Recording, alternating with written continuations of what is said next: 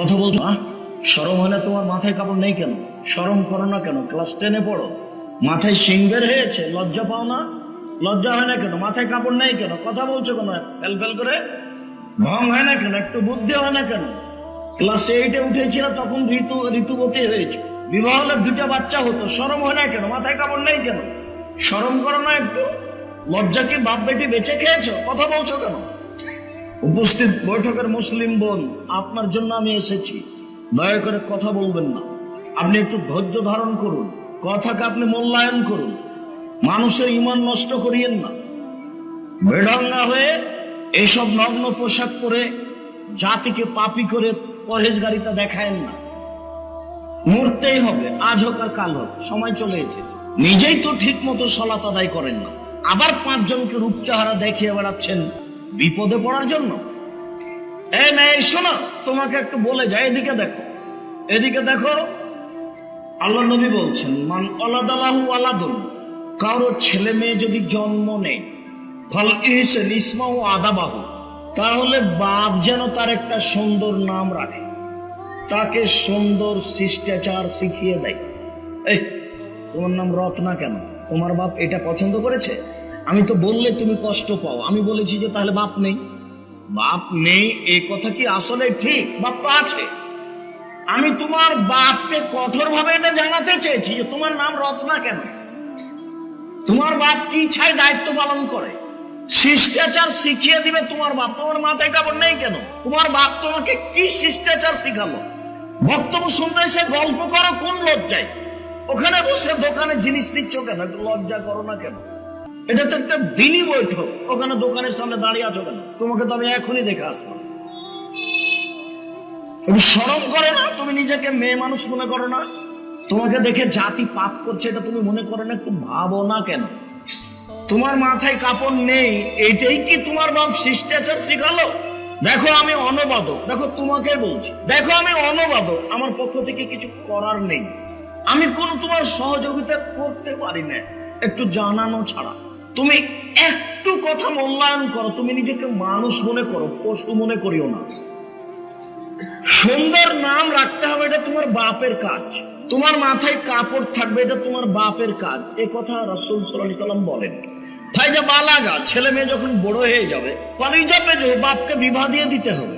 Fine আসাবা ইসমান, ওই ছেলে মেয়ে যদি কোনো পাপ করে, বাপে যদি বিবাহ না দিয়ে দেয়, ফাইনামা ইসমুল আবিহে, সে পাপ তার বাপের হবে। আমি অনুবাদক, আমার কিছু করার নেই। এই কথা তিনি আজ থেকে 1450 বছর পূর্বে বলেছে। তোমার বাপকে এভাবে ডুবিয়ে দিও না। দেখো তোমার বাপকে এভাবে ডুবিয়ে দিও না, একটু তুমি শরম করো, তুমি একটু নিজেকে মানুষ মনে করো। এই বোকা ছেলে, তোমাকে বলছি, তুমি তো একটু মেয়েটা হাসি মুখে কথা বললে তার নাম্বার ধরে রাখো, আবার প্রেমের গল্প করার জন্য। তোমার লজ্জা হয় না? তোমার শরম হয় না? এদিকে দেখ, জুলাইখা বলছে এরা মিশরে বাড়ি, মানে খুবই সুন্দরী।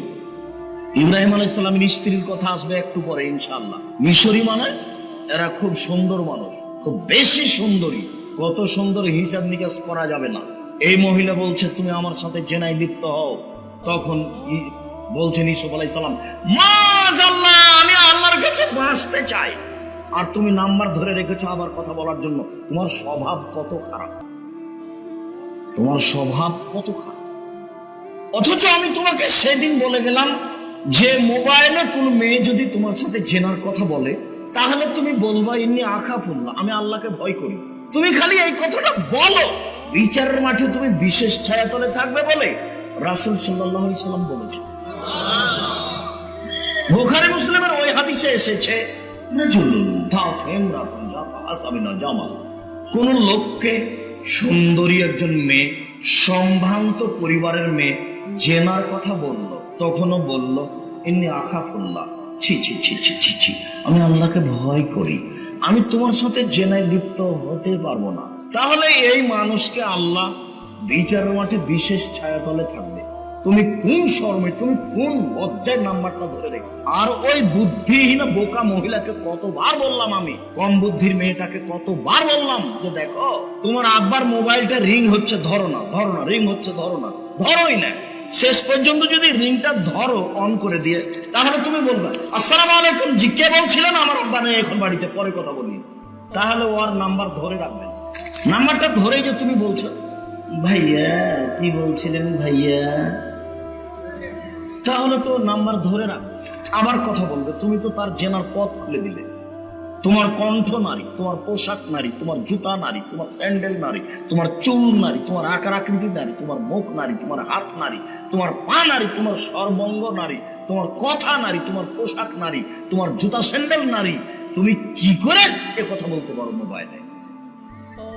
উপস্থিত বৈঠকের মুসলিম বোন, আপনাকে বলছি, বহু পুরুষের নাম্বার আপনার মোবাইলে আছে। যদি আপনি নিজেকে মুসলমান মনে করেন আর আপনার যদি এক চুল লজ্জা থাকে, তাহলে এখানে উঠার পূর্বে যত নাম্বার আছে সব মিটিয়ে দিবেন। আজকের পরে যেন আপনার মোবাইলে কোনো নাম্বার না থাকে, আপনি মুনাফেক হয়েন না, নিজে থেকে নাম্বারটা মিটিয়ে দিয়ে উঠবেন। আপনি একজন পুরুষকে বেকায়দায় ফেলেন কেন? আপনি একজন পুরুষকে বেকায়দায় ফেলবেন কেন? আপনাকে অনুরোধ করছি, আপনার